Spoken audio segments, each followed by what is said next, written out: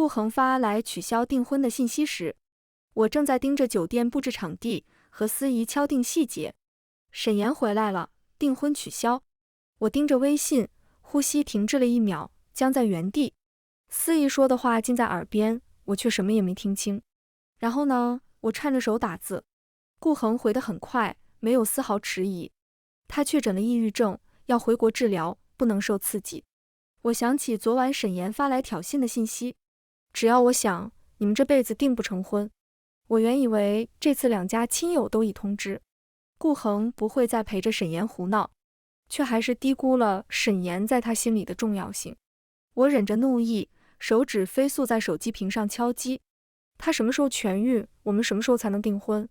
我无意再去和顾恒争执沈岩是否得病，即便拆穿了沈岩的谎言，在顾恒眼里也是我无理取闹。他没再回复，我的消息石沉大海。我像被人4、9天泼了一盆凉水，冷意从脚底蔓延到指尖。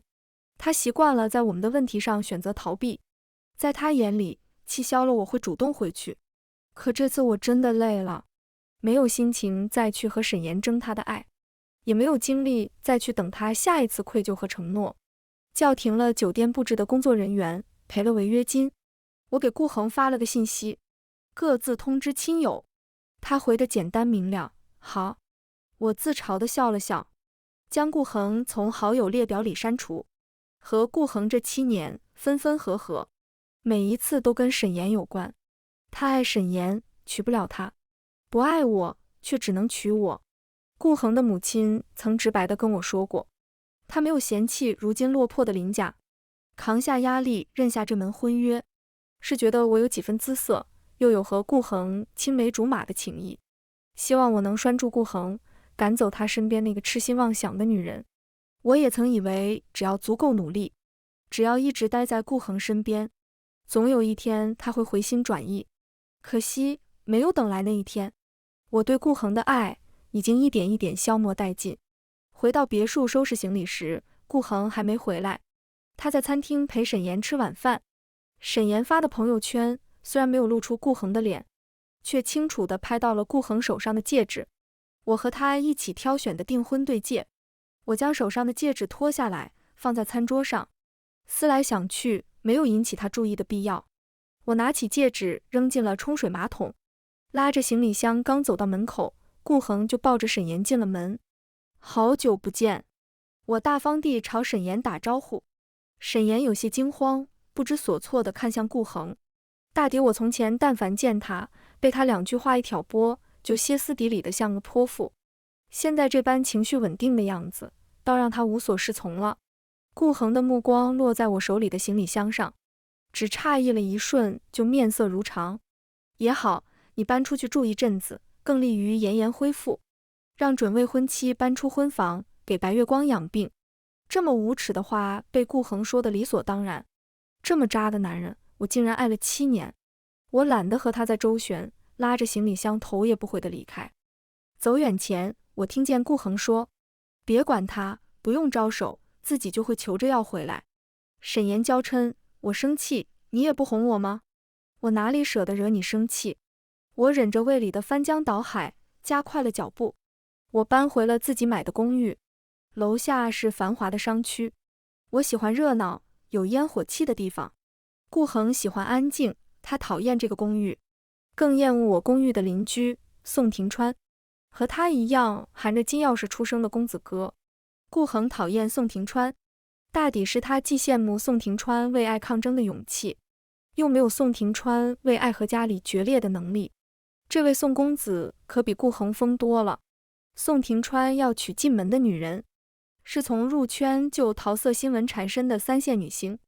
宋家容不下娱乐圈的戏子，坐上继承人太太的位子，宋庭川就甘愿出来自立门户，也不和家里妥协。比起既要又要的顾恒，我倒是真心佩服这位纯爱战士。搬出来当晚，顾恒破天荒地主动给我打了电话，你留下来的东西，我怕沈岩看到心里不舒服。你现在搬到哪儿？我给你送过去。依旧一副高高在上施舍的语气。我没有停下叠放衣服的手，用肩膀夹着手机回得漫不经心。扔了吧，都是我不需要的。对面静默几秒，只能听见沉闷的呼吸声。片刻后，顾恒愠怒：林佳，你到底在闹什么脾气？订婚只是推后，等沈岩情绪稳定一点。我听不下去，打断他：不好意思，顾先生，我现在很忙。挂了电话，我顺手拉黑了他的号码，走到阳台，吹着夜风，看着璀璨的灯火。离开顾恒，原来比我想象中轻松。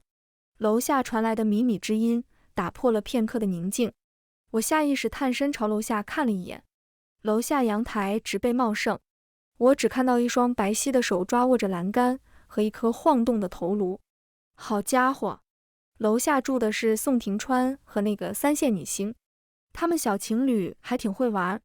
无意偷窥春色，我回到客厅继续收拾行李。房门突然被敲响，打开门看清门外站的人，我大脑宕机了几秒。宋庭川人在这，那楼下运动的是谁？宋庭川眸底亦掠过一抹惊色。不好意思，敲错门了。他致歉后转身要走。我今天刚搬来，要不要进来喝一杯？我叫住他。怎么说呢，现在我有点心疼他，毕竟同为天涯被绿人。宋庭川回身，眉头微挑。哦，现在不需要避嫌了。顾恒不喜欢宋庭川，自然也不喜欢我和宋庭川接触。即便宋庭川是我连锁花店的大股东，我们见面的次数也很少，只在年终分红时略有接触。说起来，我能重新和宋庭川结交，并从他这里拉到投资，也是凭着顾家的人脉关系。现在花店盈利颇丰，我才有说走就走的勇气。这样看来，跟在顾恒身边的7年，倒也不算一无所获。我耸耸肩，分手了。又分手了。宋庭川嘴角扬着幸灾乐祸的笑意。他进门，身子斜倚在沙发，无处安放的大长腿交叠搭在我的茶几上，吊儿郎当的模样，丝毫没有初见时清冷金贵的公子哥气质。我从酒柜选了瓶上好的红酒，这次是退婚。我面色淡然，将酒杯递给宋庭川。他轻晃酒杯，压不住笑意。嚯，这么贵的酒，看来这次被伤得不轻，要我陪你一醉解千愁。他要是没敲错门，伤得更不轻。我点点头，是很贵，去年年会你喝醉后送我的，是典藏级别的红酒，当时不好拿回顾恒的别墅，才放到了公寓的酒柜，现在也算物归原主。宋庭川瞳孔颤了颤，随后仰头一饮而尽。算了，就当庆祝你脱离苦海。我端起酒杯，也祝你早日觅得真爱。被绿这种事，男人肯定都不愿从别人口中听到，更何况还是不算熟识的异性。可惜我委婉的提醒，宋庭川并没听出玄机。他笑笑，好看的桃花眼似能蛊惑人心，却是个睁眼瞎。我真爱就在身边，这句话该送给你自己。可细细想来，我又何尝不是睁眼瞎？宋庭川为了那个女星不惜和家里决裂，我的一颗真心也被顾恒伤得千疮百孔。酒入愁肠不觉多，红酒的后劲又大。不觉间，我喝得酩酊大醉，抱着宋庭川又哭又笑，骂完顾恒骂自己。宋庭川将我推开，语气细谢：被姓顾的知道你抱别的男人，怕是哭着求他也不要你了。想起这7年里，每次都是我卑微求和，我借着醉意发泄这些年的委屈。这次是我不要他顾恒，就算他跪着来求我，我也不回头了。当真？宋庭川目光灼灼。我醉卧在沙发，并没看到他闪烁星河的双眸，只喃喃回他，比珍珠还真。似梦非梦时，唇瓣附上一抹温热，酥麻的触感在身上四处游走。我本能回应这股炙热的爱意，但一时清明，已是翌日中午，我只觉浑身像被碾过一般酸痛。看着地板上凌乱的衣物交叠在一起，再看清身侧光裸着的男人是宋庭川，他长睫垂下，睡意正浓，精壮的胸肌处还有几抹暧昧的吻痕，隐隐记起昨晚种种，大脑轰的一下炸开。我和宋庭川酒后乱性了，不管他女友昨天做了什么，可他们毕竟没分手，我现在的行为跟他又有什么分别？万一传出我插足他们感情，一人一口唾沫星子也能把我淹死。我屏住呼吸，小心翼翼地将宋庭川揽在我腰间的手移开。我像个贼一样蹑手蹑脚地穿上衣服，立刻拿上手机，逃也似的离开家。一路狂踩油门去到公司后，我才长舒了一口气。希望宋庭川醒来也跟我一样选择忘记昨晚的荒诞。林总，顾总在办公室等您。刚刚发了好大一通脾气。秘书眼神怯怯，想来也被顾恒撒了不少邪火。我进了办公室，顾恒暴毙倚在办公桌上，身旁是我的行李箱。见我来了，他冷脸训斥：林佳，你出息了，连我的手机都敢拉黑。这是你落下的一些物品，等妍妍病情好转，你再搬回去。我自嘲地笑笑，回他：婚都退了，还留彼此的号码做什么？麻烦顾先生也把我拉黑。顾恒眸色一正，继而很不耐烦：你又要做什么妖？我早跟你说过，你别妄图和沈岩比，在我这里，他永远排在首位。你想稳坐顾太太的位子，就安分一些。我忍不住打断他：顾先生，是我没说清楚吗？我们已经退婚了，谁在你那里排第一，跟我一点关系没有。能听懂吗？最后一句我一字一顿地问他。他愣了一瞬，目光和我淡漠的眼神交汇。顾恒第一次在我面前恼羞成怒，形象全无。他脖颈上青筋暴起，指着我大声呵斥：林佳，你有心思玩欲擒故纵，我也没有心情陪你演。我只给你这一次机会，要么乖乖配合沈岩治疗，等他痊愈后我们订婚，要么这辈子别再出现在我面前。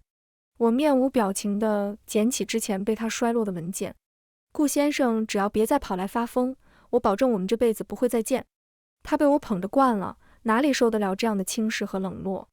顾恒摔门而出，只咬牙留下一句：别再像狗一样找我摇尾乞怜，你求和的样子我看腻了。心脏像被针扎一样密密麻麻的疼，哪怕不爱了，付出7年的青春，捧着一颗真心，被人践踏的滋味也不好受。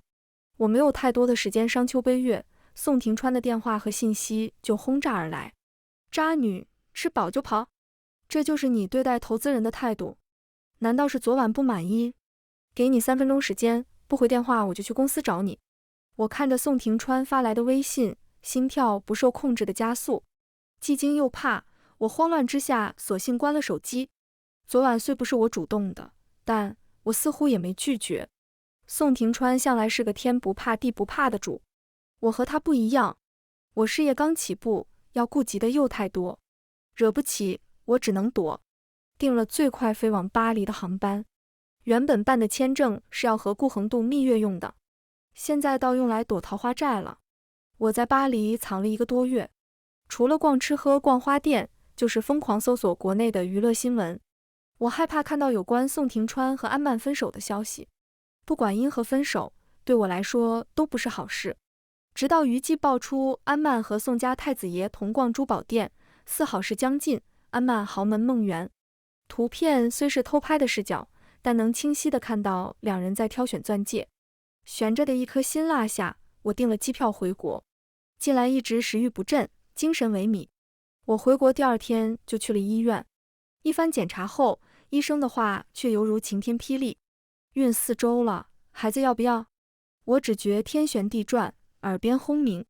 拿着孕检单，我甚至不知何时走出诊室的，每一步都感觉踩在了棉花上。我明明记得飞到巴黎当天我就吃了避孕药。林佳，熟悉的声音传来，我循声而望，看见顾恒和沈岩十指紧扣，举止亲密。沈岩热络地上前和我打招呼：姐姐哪里不舒服吗？怎么一个人在医院？我也跟阿恒说我自己来医院可以的，他偏要陪着。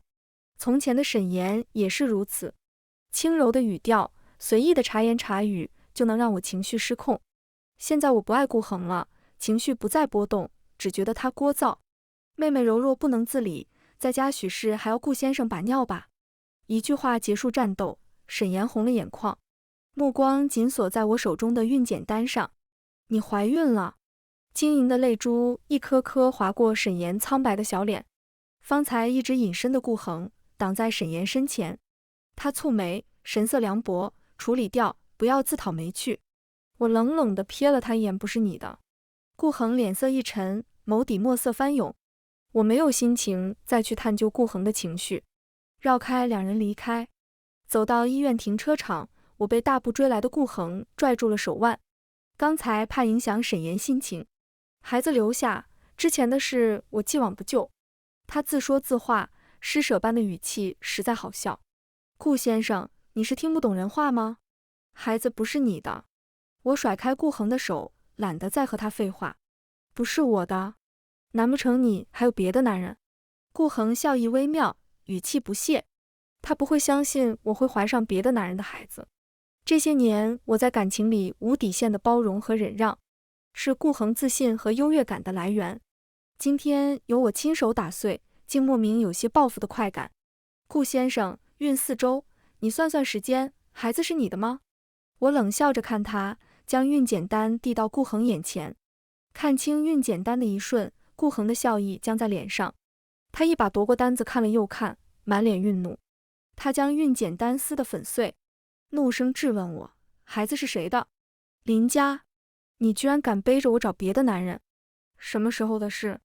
你和他多久了？突如其来的绿帽子让顾恒乱了分寸。他在停车场朝我又吼又喊，毕竟在他眼里我是赶也赶不走的舔狗。即便我和宋庭川那一夜是发生在我们退婚后，那也是对他忠诚的背叛，再绿不过的帽子。我单声回他，没多久，但足以抵过我和你的7年。我现在才知道被爱的感觉是身心愉悦，因为爱过，更知道如何诛心。最后4个字，我说得轻松惬意。顾恒的脸却一瞬惨白，他从未在我面前如此失神过，只呆怔地站在原地，直到我车子开走，他也未能回神。从后视镜里看着顾恒怅然的身影，我没再感觉兴奋，也不难过，只觉得心里有个地方空落出来。7年的感情彻底终结，滋味说不清道不明。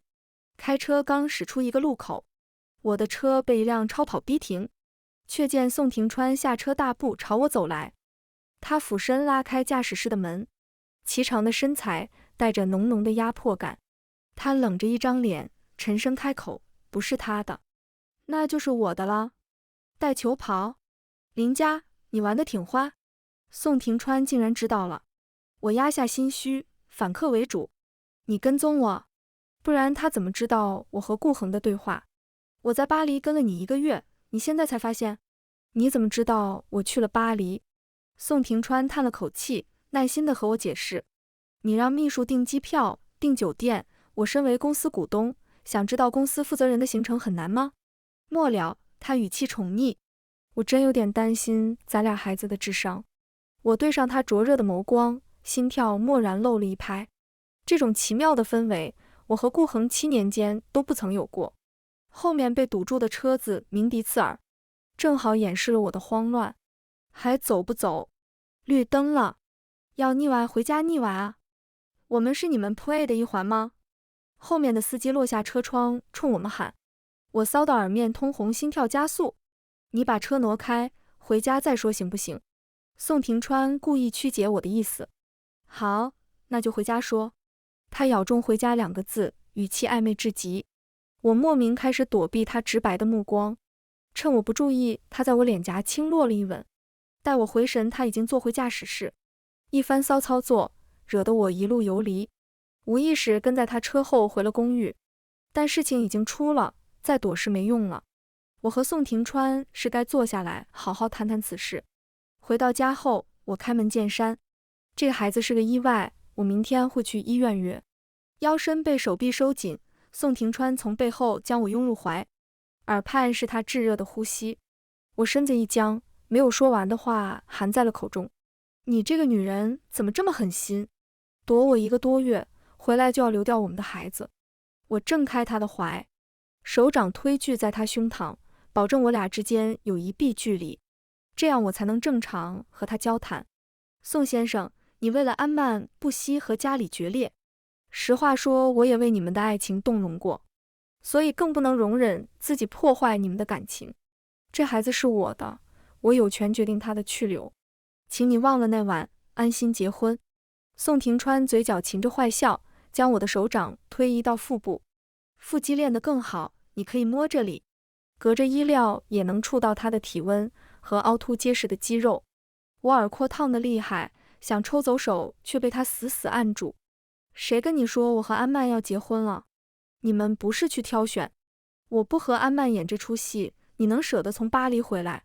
我更加疑惑，安曼为什么要陪你演戏，骗我回来？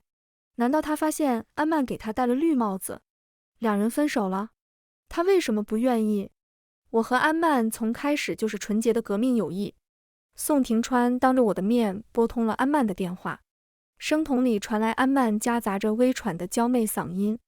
我不敢想象他现在在做什么，大脑里却莫名忆起那晚旖旎的画面。追妻成功了吗？你都不知道那条新闻有多影响姐撩拨小鲜肉。宋庭川声调慵懒，胜利在招手。你们打个招呼。手机猝不及防地被递到我嘴边，我鬼使神差地和安曼打招呼。林家，久仰大名，有机会出来喝一杯，我给你介绍几个带劲的小狼狗。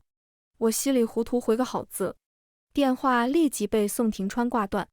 摸着我的腹肌，还想着小狼狗，我触电一般缩回手，心脏不受控地开始加速跳动。我躲开宋庭川炙热的目光，坐到沙发上。什么追妻？到底怎么回事？我尽量让自己的语气平稳。我记忆里，我和宋庭川的接触并不多，我和他既没恋爱过，也从未暧昧过。何来的追妻一说？他拉了把椅子，坐在我对面，目光灼灼地落在我脸上。你18年前就嫁给我了，后来始乱终弃，又和顾恒在一起。现在的我，不就是在追妻吗？18年前。好久远的记忆，那时候我还是被父母捧在手心里的小公主。那时候的宋庭川少年老成，不似现在这般吊儿郎当。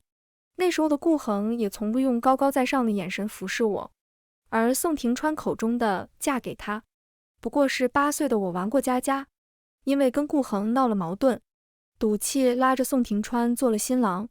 也是8岁那年，父亲破产，带着全家搬离了别墅区。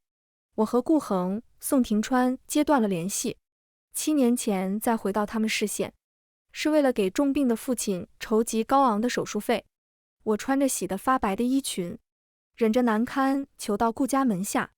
我和顾恒有婚约，是爷爷辈们交好定下的。我原不指望顾家会认下婚约，只希望他们念在曾经两家交好的份上出手帮衬。毕竟定下婚约的爷爷们已经相继故去。婚约也可说是口头的玩笑，我没想到顾家出手相助后也认下了婚约，我和顾恒也顺理成章地谈起了恋爱。直到大3那年，向来周六会准时来看我的顾恒联系不上了，我才知道顾家有个养女叫沈岩，是顾叔叔初恋留下的孤女。不顾夫人的反对，顾叔叔执意收养了她。用顾夫人的话说，沈岩和她母亲一样，是惯用柔弱狐媚男人的妖精。后来这7年，也印证了顾夫人所言非虚。沈岩15岁被收养到顾家，正是少女情窦初开的年纪。顾恒那时无心情爱，只当她是妹妹一样疼爱。顾夫人却看出沈岩一样的心思，高3没毕业就将沈岩送出了国。沈岩就常以独居国外、孤单害怕为由，缠着顾恒聊视频、煲电话粥。直到我出现后，沈岩察觉出顾恒的冷落，顾恒也如实告诉沈岩他和我恋爱的事。自此之后，沈岩柔弱不能自理的操作就开始了。他会以被陌生男人跟踪，或是以被同胞女生们霸凌，各种各样的理由吸引顾恒的注意。直到大3那年，夺爱不成的沈岩自杀了，顾恒来不及告知我，就买了机票飞过去。我想躺在病床上虚弱的沈岩，将对顾恒不能言说的爱慕娓娓道来时，顾恒是震撼且感动的吧。自他回国以后，我能明显地感觉到顾恒的心在我和沈岩之间游离。我自认无能，没有沈岩的心机和手段，顾恒情感的天平也最终倾斜至沈岩。许是和顾恒、沈岩的三角纠缠太过耗费心力，我竟从未注意到宋庭川浓烈的爱意。我疏忽了18年后再见面时宋庭川发红的眼眶，也疏忽了同在一个校区，我和顾恒并肩走过时宋庭川落寞的身影。我甚至不知，在我被顾恒伤了一次又一次时，他就已经暗下决心要将我追回。宋庭川想娶我入宋家的门，我和顾恒的婚约就是一道坎，所以4年前他和恣意潇洒的安曼一拍即合。他给安曼投资保驾护航，让他免受地中海大肚子的资方骚扰，可以尽情的撩拨小鲜肉。安曼各种骚操作，帮他拉低入宋家的门槛。宋庭川解释说，安曼嫁宋家属于火烧房顶，我嫁宋家属于要在房顶开天窗。两相对比下，到时候他母亲绝对是笑着迎我进门。这就是他胡闹了4年的计划。当然他出来自立门户也是意外之喜。即便我嫁不进宋家，他自己的产业也够锦衣玉食养我一辈子。这一刻，我似乎懂了顾恒的感受，因为18年前的一次过家家游戏，他喜欢我到现在，不愧是我暗自钦佩的纯爱战士。我不理解，但大为震撼。那时候我们才8岁，宋庭川，你会不会太早熟了？他一本正经纠正，你8岁，我是10岁。我抽回被他扣在掌心的手。你怎么确定我会和顾恒分手？又怎么确定我和顾恒退婚就会跟你在一起？他唇角牵起，笑得意味深长。当然有这个自信，毕竟为了能让你身心愉悦，我做了太多的努力。他咬中身心愉悦几个字，并刻意站起身，孔雀开屏般展示自己的腹肌和胸肌。我看得眼烫，脑子也乱成了一团浆糊，不受控地想起那晚的数次旖旎。宋庭川，你先回去，让我一个人静静。我拉开门赶客。今天的信息冲击太大，我一时间实在无法消化。宋庭川掀起衣服的手一僵，俊朗深邃的眼眸沉沉，委屈巴巴的模样竟莫名的乱人心弦。家家不留宿我，一定是我练得不够好。我回去继续撸铁。出了门，宋庭川回头，收敛了笑意，目光凝重落在我的小腹。他想要开口，被我打断。给我3天时间考虑，这3天别联系我。宋庭川是个信守承诺的人，这3天他的确没有联系过我，但哪哪都有他的身影。他会在朋友圈秀身材、秀腹肌，会在楼下商超西装革履地推着购物车，慢悠悠从我眼前晃过。我终于明白，大学时我每经过篮球场，宋庭川都会精准无误地投进3分球的用意。原来喜欢一个人会这般鲜活。我甚至开始想，宋庭川一定会是个有趣的好爸爸。第3天，我去了医院，听到胎儿心跳的一瞬，我找到了答案。带着大包小包营养品回公寓，远远看到了沈岩。他披散着头发，脚上还穿着拖鞋，失魂落魄地拦下我的车，狼狈又倔强地朝我开口：顾恒呢？你把他藏到哪了？我摇下车窗，冷声反问他：我藏不要的垃圾做什么？沈岩一愣，不顾形象地指着我大喊大叫：自从那天在医院碰到你，顾恒就关机消失了。他从来不会这样冷落我。你下贱到用孩子来拴住顾恒，又在这装什么人淡如菊？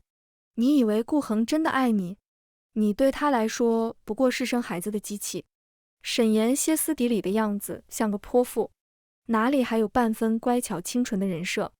我忽然觉得有些好笑，这就叫风水轮流转吗？过去的7年，只要沈岩回国，顾恒都要失踪一阵。我每找上门，他都会笑着嘲讽。到情敌住的酒店找男友，林小姐还真是属神龟的，能忍。我想他那时有多得意，现在就有多屈辱。他沈岩逼顾恒现身的伎俩多得很，割个腕闹个跳楼，更何况现在还有抑郁症傍身。想来是所有招数都用完了，顾恒还没出现，他才这么情绪崩溃。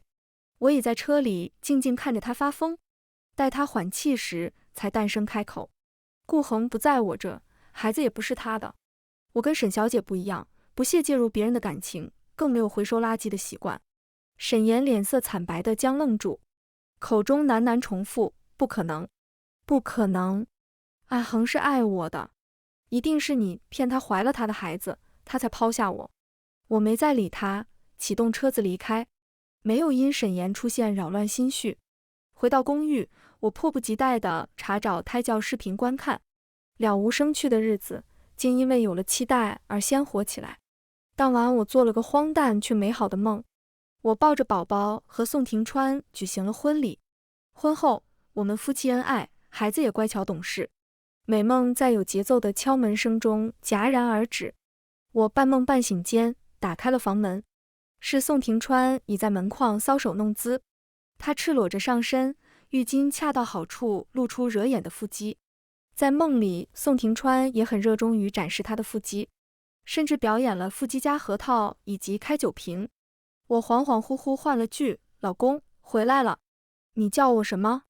宋庭川突然拔高的嗓门将我从迷离中惊醒。待我回过神，对上他炙热的目光，瞬间耳面滚烫，心脏狂跳。一晚上，我编织了无数个蹩脚的谎言，用来解释为什么不小心叫了宋庭川老公。他依然像个树袋熊一样抱着我不肯松手。我妥协了，只要他愿意表演腹肌开酒瓶，我就承认刚刚确实叫了他老公。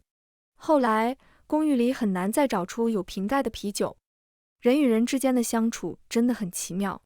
我和顾恒在一起7年，却依然有说不出道不明的疏离感。但和宋庭川恋爱了7天，我们之间的松弛感就像一起生活了很多年。我无惧任何衣着模样出现在他眼前，也无需思忖哪些玩笑话会失了分寸。年近而立，我第一次感受到了恋爱的滋味。顾恒找来公寓的早上，我和宋庭川正打算去领证。不过10多天没见，他整个人消瘦了一圈，西装松垮，眼窝凹陷，往日梳得一丝不苟的头发也凌乱地垂在头额。他红着眼，哑声开口：“佳佳，我输了。我比似乎想象中还要爱你。”这些日子，我每晚都在失眠，闭上眼睛，脑海里全是你的身影。所以，佳佳，无论是沈岩还是那个男人，我们统统都忘掉。回来吧，我们重新开始。顾恒眸底的深情似要溢出，他抬手想要抚触我的脸，被我后退躲开。我有些恍惚，是我那天没说清楚，还是顾恒失忆了？他明知我怀着别人的孩子，还跑来求和。我记得我跟顾总说得很清楚，我怀的孩子不是你的。顾恒闻言呼吸沉重，双拳握紧，他语气隐忍：“不是我的，我也认。”我险些以为听错了，骄傲如顾恒，居然主动要认下别人的孩子。佳佳，我是认真的，你愿意留下这孩子，我会视如己出；不愿意，我陪着你一起去医。顾恒话没说完就被打断。顾总，老婆和孩子，你逮着一个人的薅。宋庭川裹着浴巾从浴室悠悠踱步过来，宣誓主权一般，宋庭川将我揽在了怀里。宋庭川，是你？顾恒面露惊愕，眉心蹙起。宋庭川点头，嘴角扬着傲娇的笑意。蛰伏10几载，一击即中的纯爱战士，正是在下宋庭川是也。顾恒足足愣神10几秒，眸底情绪复杂。片刻后，他收敛情绪，面带挑衅看向宋庭川：“佳佳爱了我7年，不止7年。他从小喜欢的就是我，你不过是趁虚而入。没有这个孩子，他不可能离开我。就算今天他一时赌气选择了你，也不可能真的爱上你。宋庭川，就算你娶了林家，也一辈子是我手下败将。从前他便仗着我爱他，纵容沈岩肆意糟践我，如今他又拿我曾经的真心挑衅宋庭川。但凡这颗刺在宋庭川心里扎根，我和宋庭川就终有一天貌合神离。顾董。”宋庭川松开搂在我腰间的手，下一秒，宋庭川宽大的手掌抚在了我的小腹上。我这叫父凭子贵，这是荣耀，是勋章。没有他，何来今日的宋庭川？宋庭川察言察语，笑得越发得意起来。他笑得越张扬，顾恒脸色就愈发阴沉，愠怒的目光在我和宋庭川之间来回流转。林家，你别后悔。顾恒强装镇定，转身离开。等一下，我叫住顾恒。他回头，满眼希冀。我抬脚想要追上顾恒，手却被宋庭川紧紧拽住。他满眼委屈，可怜巴巴望着我。我笑笑，轻拍了下他的手，安抚道：“我有话跟他说。”他才恋恋不舍地放开，转身回屋。走到顾恒身前，我伸出手，戒指当初是我买的，还给我吧。顾恒的中指上还戴着我挑选的订婚戒指。我不想再和他有任何纠缠，自然也不想给他留下睹物思人的信物。顾恒眸光一点点暗淡下来，落寞的眼神里还有一丝期待。林佳，我不信你选择他是真的爱上了他。爱上一个人会这么容易吗？我垂下眼眸，呢喃重复。爱上一个人，我也没想到会这么容易。和宋庭川在一起这些日子，我是真的很开心。顾恒，我一次都没有想起过你。我抬头看他，目光坚定。我是真的不爱你了，也是真的喜欢上宋庭川了。顾家对我们家有恩，顾恒，我不想闹得太难看，我们好聚好散。顾恒一瞬间红了眼眶，他盯着银色戒指许久，笑容苦涩。看来我是真的把你弄丢了。顾恒缓缓摘下戒指，将还残有余温的戒指放在我手心。他语气眷恋，如果当初订婚没有取消。我打断顾恒，没有如果，一切都是最好的安排。我说完，转身径直回屋，留给顾恒一个决绝的背影。回房看见宋庭川嘴角噙着藏不住的笑意。你们说话我都听见了，所以你选择跟我结婚，不是因为富平子贵。我也不想再藏掖，主动垫脚搂住他脖颈。不是，还有，那晚喊你老公，是因为梦到我们结婚了。所以，老公，我们什么时候办婚礼？我不想和梦里一样，抱着孩子结婚。